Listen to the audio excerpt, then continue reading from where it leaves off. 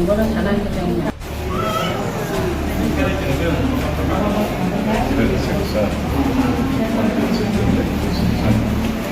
I'll forward. Why I am urging them to hurry up, because state has given us. There is irregularities in selection of beneficiaries under PMAYG 2. So today, with my leaders, I came to meet the BDU. I have categorically told them regarding the problem in Kakrasara and Nonosara particularly, and of course in all the 14 VCs of my constituency,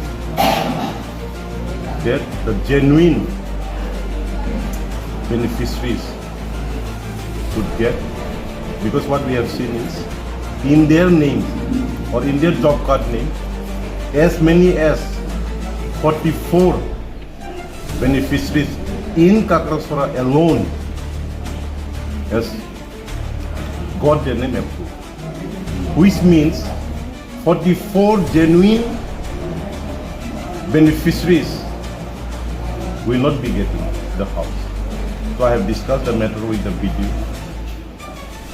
He have given us time so that by Monday we may submit fresh name whose name has been rejected from the waiting list.